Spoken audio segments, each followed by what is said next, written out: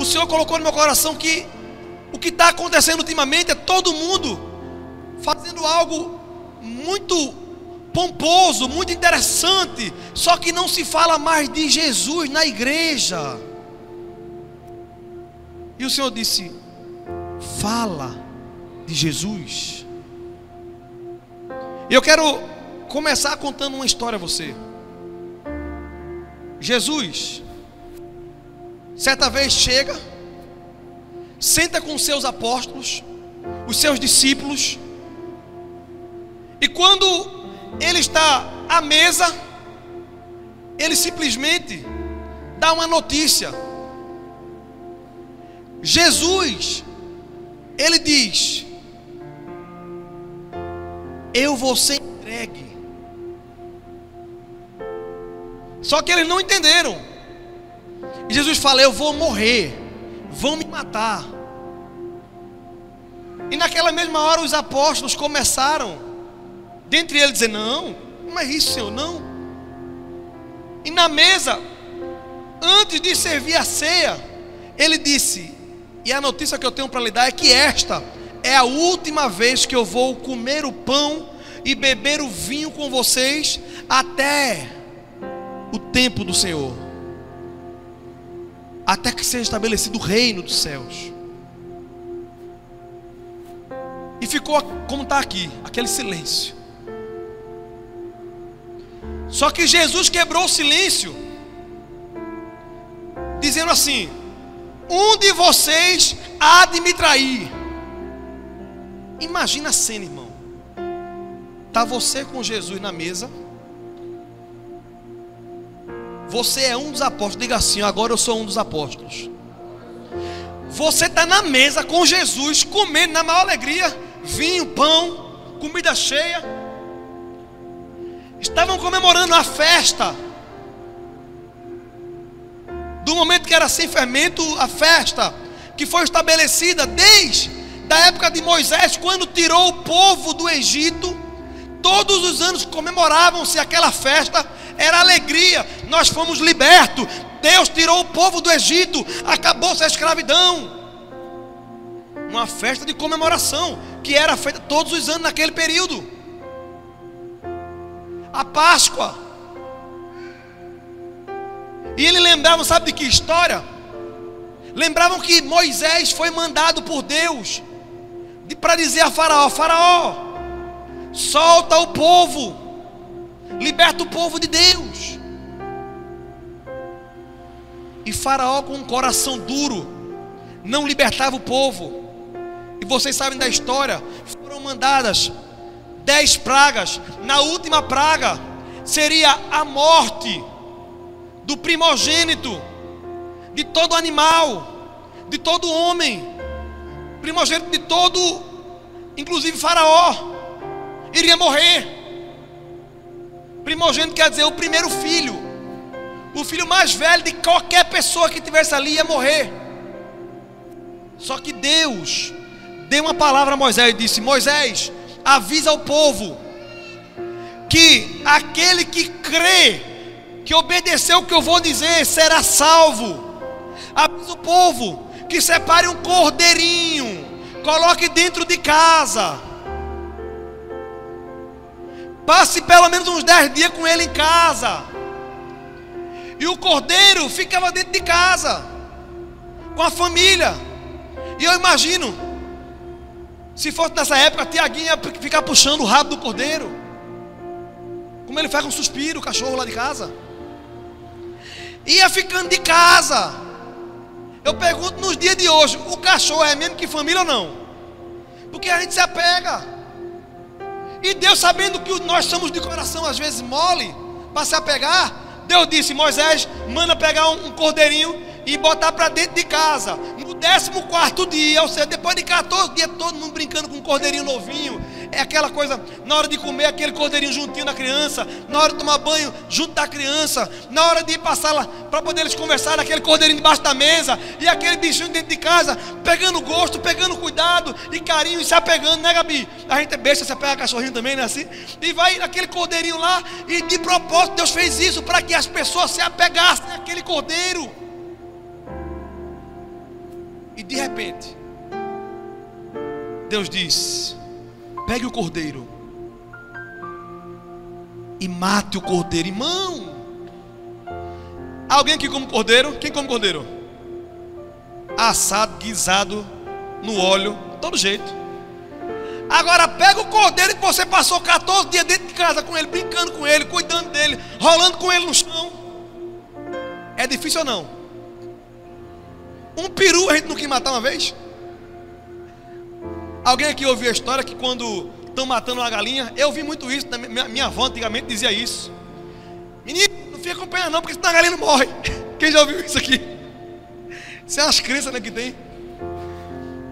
Agora imagina o cordeiro. Deus disse: pega o cordeiro, depois que você se apegou a ele, pega o cordeiro e mate, pega o sangue dele, inocente, derrame na bacia, e pegue o sangue dele e passe nos umbrais da porta. Passa lá, porque à meia-noite o anjo da morte vai passar, e há de ser que todo aquele que tiver dentro da casa, que entrar pela porta, que tiver sangue na porta, o anjo da morte vai passar a casa por cima, e ninguém morrerá nesta casa. Irmão, a ordem não era matar só o cordeiro, era matar o cordeiro, derramar o sangue, pintar o umbral e entrar na porta. A ordem é completa. Não adianta matar o cordeiro, botar na bacia, derramar o sangue, pintar a porta e não entrar pela porta. Não adianta. Só que deu a meia-noite. Naquela época não tinha tic-tac, mas quando deu meia-noite, o anjo da morte foi solto. E a Bíblia diz que não ficou um primogênito vivo. Todos morreram, só não morreu aqueles que obedeceram à voz de Deus. Mataram o cordeiro, derramaram o sangue, pintaram na porta, entraram pela porta. E sabe o que aconteceu? Quando o anjo passou, que eles foram lá, os pais foram olhar o menino chorou: meu filho está vivo. Todo pai, eu imagino que foi lá ver depois de meia-noite, o menino está vivo, a criança está viva, o cachorrinho novinho está vivo, está todo mundo vivo. Quem obedece a palavra fica vivo na presença de Deus. E sabe o que aconteceu? Começou um grande choro, pranto da casa de Faraó por todo o Egito. Era lágrima, eram as mães gritando. Perderam seus filhos. E naquele dia foi instituída a Páscoa, porque Páscoa significa passagem. Diga assim: passagem. O anjo vinha para matar, mas ele viu o sangue do cordeiro e ele passou por cima e livrou, deu livramento. Eu quero lhe dizer que Jesus ainda dá livramento na vida de crente. Obedece. E naquele dia foi instituído que para sempre teria que comemorar aquilo ali, a Páscoa. Sabe o que aconteceu? Jesus veio e continuou cumprindo a Páscoa. E no dia da Páscoa, no dia de festa, lembrei, nossos ancestrais ficaram vivos. Alegria, é festa, é tempo de comemorar. Na mesa, na hora da alegria, Jesus dá a notícia: o cordeiro vai morrer. Eu imagino: mas não já morreu? Sei. Vocês não estavam lá? Isso é minha mente imaginando. Quando, Senhor?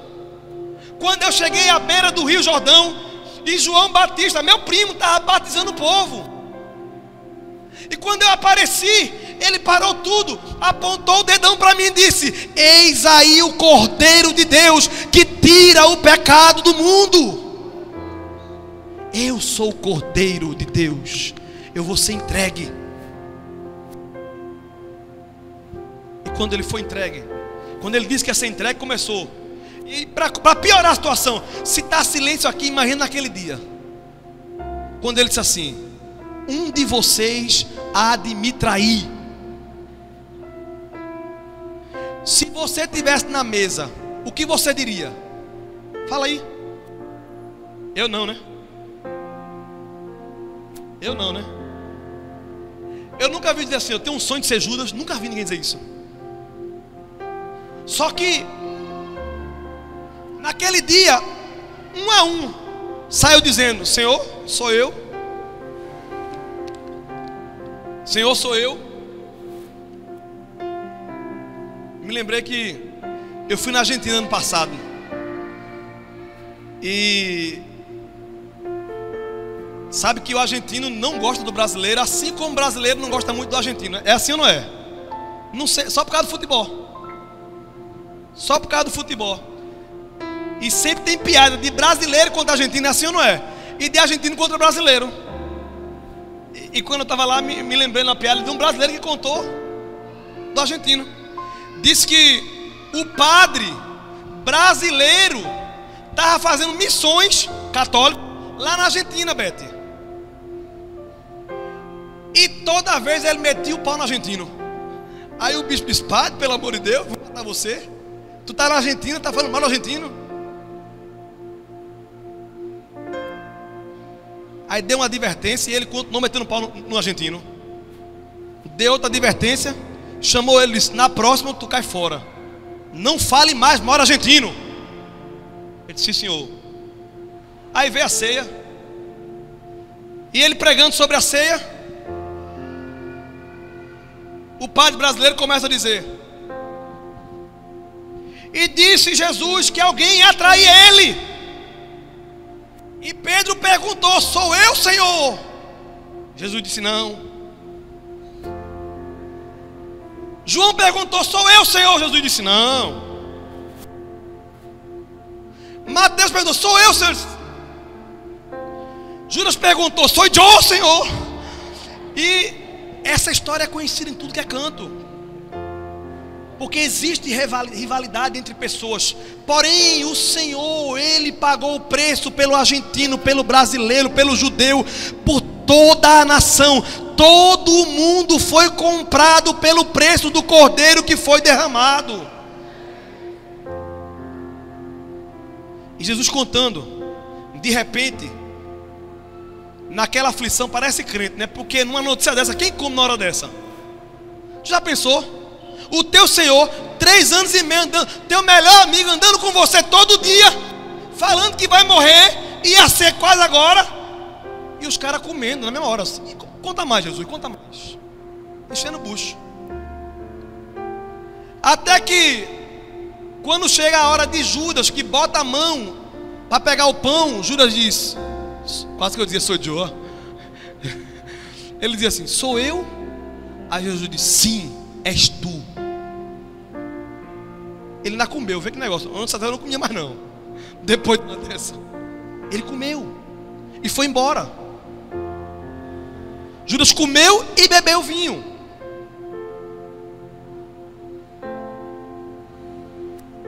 E quando passa daí, todos sabem a história. Jesus é entregue e vai para um lado, para Caifás. Depois fazem tipo Jesus bolinha, para um lado e para o outro. E começam, depois que foi dada a ordem por Pilatos, começam a escarnecer Jesus. E judiam dele de forma que Isaías, 700 anos antes, profetiza. Depois você lê Isaías 53. Olham para ele, não conseguiam olhar para ele, de tão feio que ele ficou, dilacerado. A Bíblia diz que era como quem nós virássemos o rosto, porque não conseguia olhar para aquela coisa. Ele estava transfigurado, destruído. A história não, a arqueologia, ela diz que os soldados romanos usavam chicotes, que na ponta tinham ossos. E os ossos, quando o chicote ia, o osso, o cabo arrodeava assim, ó, e cravava na costela. E eles puxavam e rasgavam a carne, arrancavam um pedaço da carne. Só que Jesus estava dizendo: assim como tu estás pegando esse pão e partindo esse pão, acontecerá comigo. Este é o pão, é o meu corpo que é partido, dilacerado por amor de você. E este sangue é o vinho da nova aliança, que é derramado por amor de você. Ele estava querendo dizer isso aqui, ó. Tá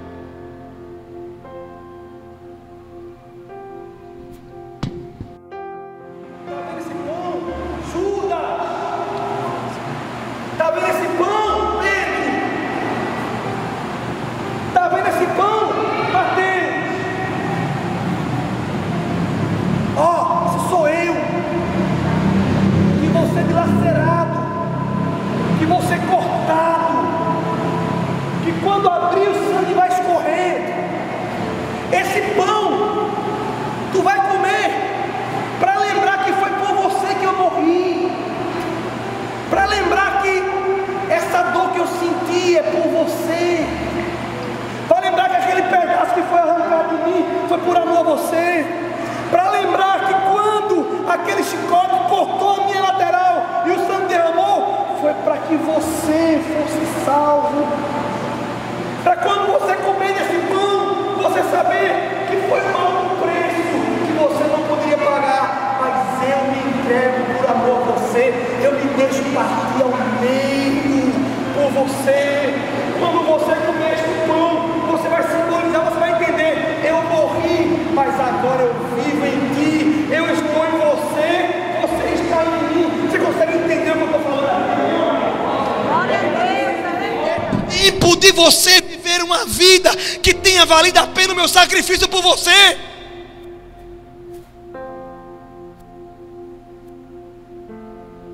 Tem um filme chamado O Resgate do Soldado Ryan. Depois tu assiste, tem nada a ver com o evangelho. Mas o filme começa com um senhor idoso, seus 80 anos mais ou menos, na frente de umas lápides, é túmulo, né? Ele, sua esposa, seus filhos, seus netos, todos diante daquele túmulo. Muitos túmulos de soldados.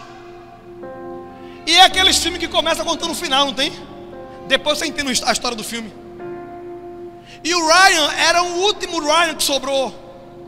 O exército americano foi para a guerra. E uma família, a família Ryan, só tinha uma mãe, 4 filhos, diga assim, 4 filhos. E aquela mãe foi obrigada pelo exército a mandar seus 4 filhos para a guerra. Mas mal chega na guerra, morre um, diga assim, morre um. Pouco tempo depois, morre 2, diga assim, morre 2. Não deu nem para esfriar o corpo, diga assim, morre 3. Morreram 3 filhos de uma mesma mãe numa guerra. Até que o comandante disse, isso não é possível. Como é que o governo americano vai mandar 4 bandeiras americanas para a casa de uma mãe? Isso não é justo. E mandou mensagem para o superior, que chegou no presidente dos Estados Unidos. Quando ele soube, ele deu a ordem: mande resgatar o último soldado Ryan que existe, o último Ryan vivo, o último filho dessa mulher. Nós não temos condições de entregar 4 bandeiras nessa casa. Aí o exército americano preparou outro pelotão para ir para a guerra, mas não para guerrear mais, mas para conseguir resgatar o soldado Ryan, o último filho. E levantaram um pelotão preparadíssimo e foram para a guerra. O sangue comendo no centro, a bala para um lado e para o outro. E esses soldados especiais foram atrás de um único homem chamado Ryan, que era o seu sobrenome. E de repente encontraram ele e disseram: os teus 3 irmãos já morreram, nós estamos aqui para te resgatar. Ele disse: eu não vou, eu vou morrer como meus irmãos aqui, mas eu não volto. Disserei: você não tem querer, alguém superior mandou uma ordem para te resgatar, você tem que ir.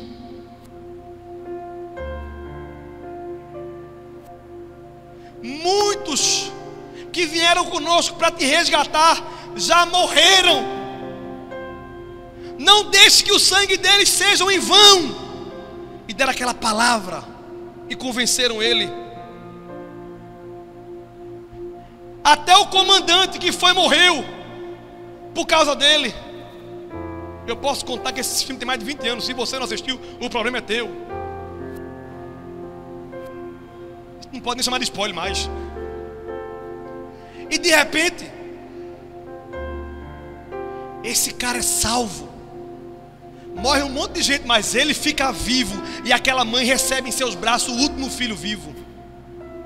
Só que os anos passam, e a gente chega no final da história, como eu falei no começo, aquele velho, idoso, senhor, na frente de um monte de túmulo dos soldados que morreram para resgatar a sua vida. E simplesmente ele diz a frase que eu não esqueço mais nunca. Ele olhando para os túmulos, chorando. Ele, os filhos, a família. Ele diz a frase que me tocou. Ele disse: eu vivi para que tenha valido a pena o sacrifício que vocês fizeram por mim. Eu vivi de maneira honrosa, de maneira digna, para que tenha valido a pena a morte de cada um de vocês. Quando eu vi aquilo, eu disse: eita Jesus, eu entendi. Ele morreu, e nós que dizemos que somos crentes, temos que viver para que tenha valido a pena o sacrifício dele na cruz. Você não pode pagar pela morte dele. Você não pode comprar a sua salvação. É pela graça, é pela fé. Mas você tem liberdade em Cristo de viver uma vida que glorifique o nome dele. Para que as pessoas olhem para você e dizem: valeu a pena, valeu a pena, valeu a pena. Diga para duas pessoas assim: valeu a pena o que ele fez por você? Faz uma pergunta: valeu a pena o que ele fez por você? Você tem vivido para valer a pena o que ele fez por você?